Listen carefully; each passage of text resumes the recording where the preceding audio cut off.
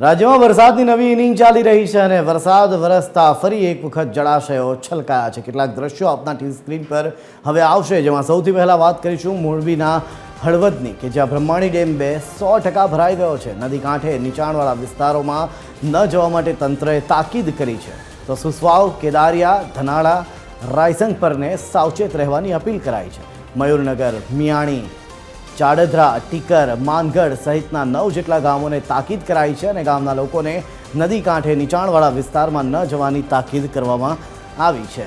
ગીર સોમનાથનો સૌથી મોટો હિરણ ડેમ પણ છલકાઈ ગયો છે। મધરાત્રે ગીરમાં ભારે વરસાદથી હિરણ 2 ડેમમાં પાણીની આવક વધી છે। પાણીની આવક વધતા ડેમનો એક દરવાજો 0.10 મીટર ખોલવામાં આવ્યો। ડેમના નીચાણવાળા વિસ્તારના ગામોને એલર્ટ કરવામાં આવ્યા, તો લોકોને નદીના પટમાં અવરજવર ન કરવા તંત્રએ અપીલ કરી છે। દક્ષિણ ગુજરાતની જીવાદોરી સમાન ઉકાઈ ડેમમાં પણ પાણીની આવકમાં વધારો થયો છે। ઉપરવાસમાંથી ઉકાઈ ડેમમાં 66,445 ક્યુસેક પાણીની આવક થઈ છે।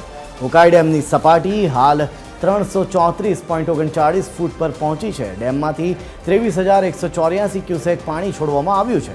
ઉકાઈ ડેમ રૂલ લેવલ નજીક પહોંચતા ખેડૂતોમાં ખુશી છે। તો મહેસાણાના ધરોઈ ડેમમાં નવા નીરની આવક થઈ છે। ભારે વરસાદના પગલે ડેમમાં નવા નીરની આવક થઈ। નવા નીરની આવક વધતા સપાટી 618 ફૂટ સુધી પહોંચી ગઈ છે। હાલ ધરોઈ ડેમમાં 88.23% સુધીનો જળ સંગ્રહ થઈ ચૂક્યો છે। આગામી 1 સપ્ટેમ્બર પહેલાં નદીમાં પાણી છોડવાની પણ શક્યતા છે। તો જૂનાગઢના માળિયાહાટીનાનો ડેમ ઓવરફ્લો થઈ ગયો। ભારે વરસાદથી લાછડી નાની સિંચાઈ ડેમ છલકાઈ ગયો।